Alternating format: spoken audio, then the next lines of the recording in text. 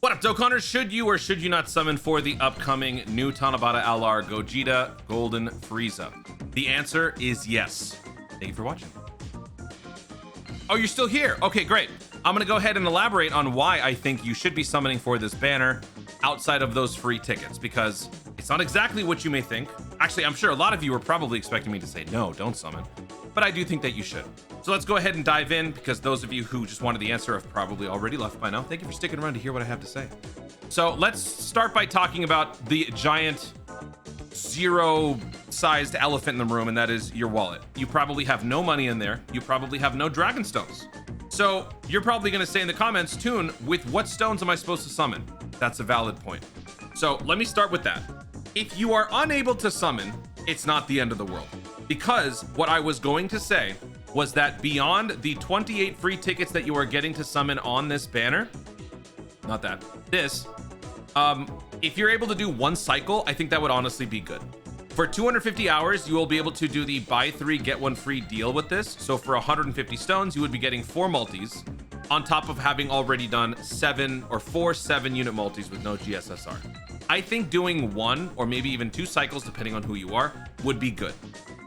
Because remember the hierarchy of the celebrations on a yearly basis. We have now seen how the 2 flagship celebrations yearly will be conducted. At the end of January, going into all of February, and then at the beginning of March, we will have the 10-year anniversary. We will have the anniversaries. It's going to be called the Supreme Celebration from now on.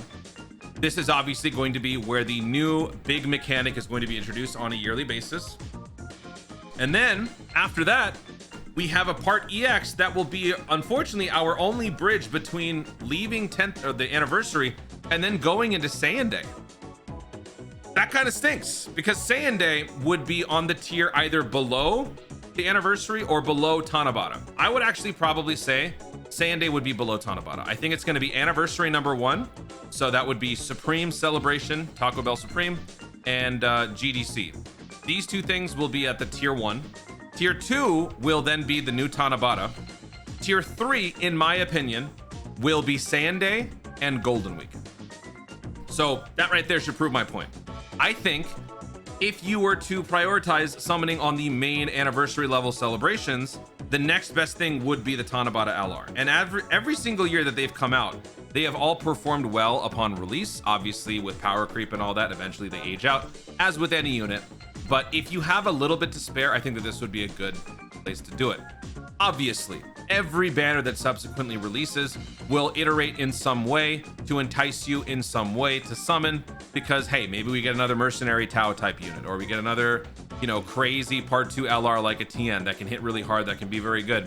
There's always a reason to summon on every single banner, but it's traditionally the more marquee ones where the value gets retained, the team building aspects are much more flexible and whatnot. So after new Tanabata, obviously we have to see how the rest of the year shapes out, but there's not going to be another anniversary caliber celebration. There will be Dokkan festivals. There will be more Dokkan festivals. There will be part 2 legendaries. There will be potential cash grab banners that happen in the Halloween or the holiday season. There will be a giant, not giant, but it'll be more like a slow singular Dokkan festival in the month of November, probably. There will be more hero stuff happening towards the end of the year, but not with newer characters, just EZAs of older ones. And then it's just all about waiting until the 11th anniversary. So I think that this is the last best place where you might want to invest a little bit of your stones. So whatever stones you have and whatever stones you may get over the course of the new Tanabata celebration, I think it's actually good to throw into the banner. Because now let's actually talk about the banner itself. We don't have the full picture as of yet, and sometimes I have made this video after the banner was released, but for this one I figured I would talk about it beforehand, because I'm sure a lot of you guys are probably thinking about it now.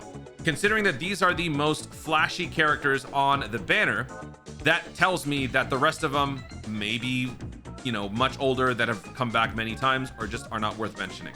Some people have pointed out there is no Tech UI Goku, which, yeah, doesn't look like there is Tech UI Goku here. I don't think Tech UI Goku would be 6th string on a banner like this. I would imagine another Dokkan Festival LR would probably have to be front and center, but it's not. So I'm going to assume it's not there. Looking at these 5, obviously the new LR is good. The Vegeta, this is the best base Vegeta I think we've ever seen. And I know that that might be a little out of left field just to randomly point that out. But the reason why he's just so good is because he can stack very well, he can dodge, and he can give you damage reduction. Okay, keep taking longer to load up. That's fine. And he is actually a very reliable piece for something like Festival of Battles. He's also a good floating unit. And he's going to be a great piece that can help a movie reps team. Remember, that's what I'm calling this new mixed category. Movie heroes or movie boss. We're calling a movie reps. This guy works with that. And so you're going to see in my showcase coming up, because I'm going to also show off this guy. He's actually very good as a stacker, permanent stacker in the slot 3. I forgot what the point was. Oh yeah, the point was that these 2 units are good. I know that some people don't feel like the Frieza and the Gogeta is very good. If you don't want to summon past the free tickets, don't. And the great thing is you have 4 7-unit multis on this banner.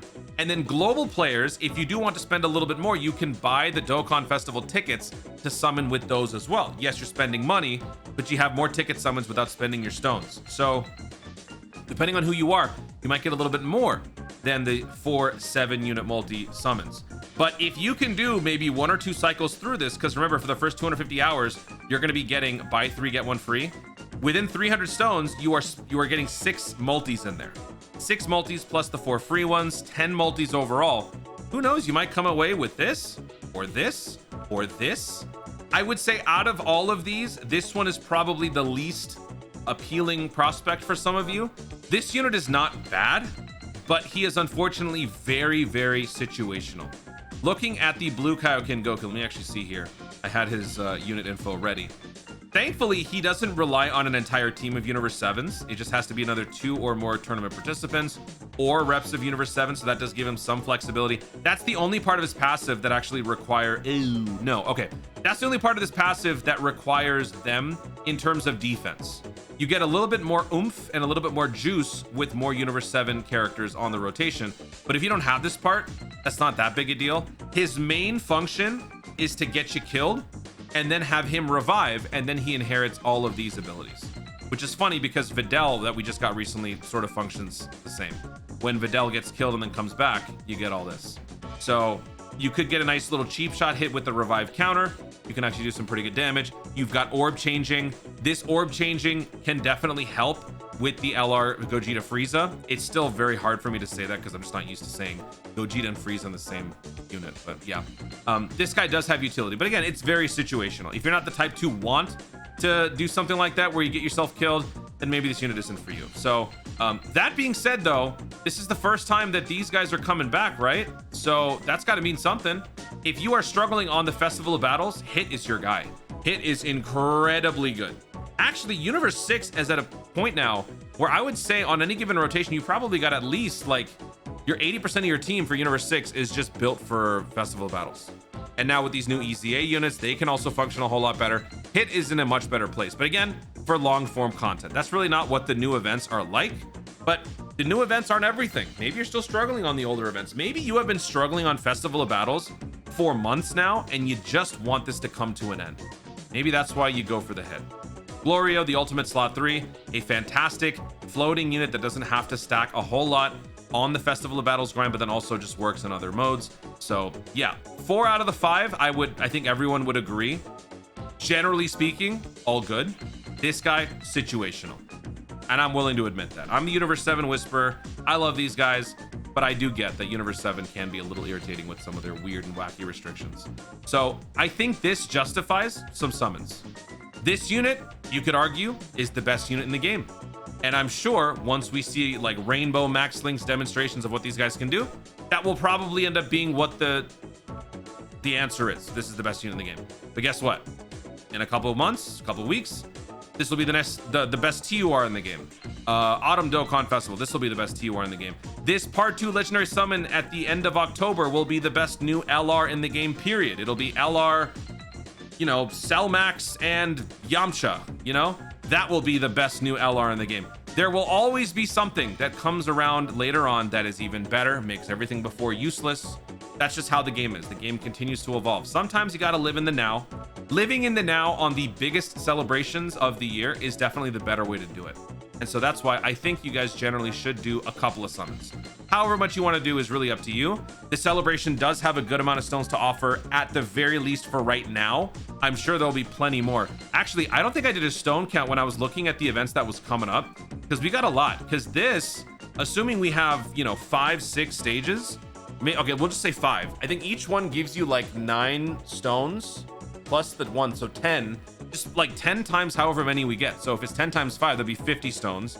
10 times 6, 60 stones. 10 times 7, 70 stones. This one gives you 30 stones, so that's 100, right? 80 to 100. We'll just say 5 for this. 50, 30, so that's 80. 80 plus seriously. So that gives you 10. And then you get like 12 from the extra difficulty mission. So 12. So we're at 92. This gives us 15, so that's 107. Like right there, just roughly calculating all of these, we're over 100 stones just from this. So this is just the first week of content. We've got an easy 8 coming up, another 30 stones. Who knows what else we're going to be getting. So that right there, we've essentially covered almost a full cycle of your summons. So if you just want to go by doing one cycle, the content that you get from the first part of the new Tanabata plus a little bit extra from next week, you will be able to do exactly that. And remember, you're not going to be able to earn all of the rainbow tickets when this banner immediately drops. When this banner drops, you will have access to 14 free tickets if you clear seriously. Just by doing it once, you will get 14 tickets. In order to get the other 14, we're going to have to wait basically 24 hours for the Dokkan special day to begin, at which point you have some very easy gimme missions. Those missions will give you 14 more tickets. There is no rush to summon on this banner, because you're probably still reeling from your summons during GDC. You're probably still celebrating from your summons during GDC. You're trying to beat the current events that have just released without the new characters to prove to yourself that you don't need them. Remember, the ultimate point of getting these characters is to clear content. If we have enough other great teams at the moment that you don't need the Frieza, why are you summoning? You could always wait till he comes back down the road. So there's reason to summon, there's reason to not summon. So the perfect compromise, do a little bit. How's that? Pretty cool, huh? And I got this done in 12 minutes. Awesome me. Is there anything else that I want to mention here? Nope. That's it. Guys, thank you so much for watching. If you enjoyed the video, be sure to like down below. Learn in the comments your thoughts on whether or not you are going to be summoning beyond the 28 free tickets. If so, how many summons are you planning on doing? How many stones do you have at the moment? And what are your plans for the rest of the year? Are you going to kind of just see how things go and maybe skip this one? Let me know your thoughts overall about the summon points and whatnot in the comments down below. Also, be sure to subscribe for more Dokkan content in the future. And click the notification bell so that you should know you want to see more of myself doing. Thanks again. Stay tuned. And remember to Dokkan responsibly. Then.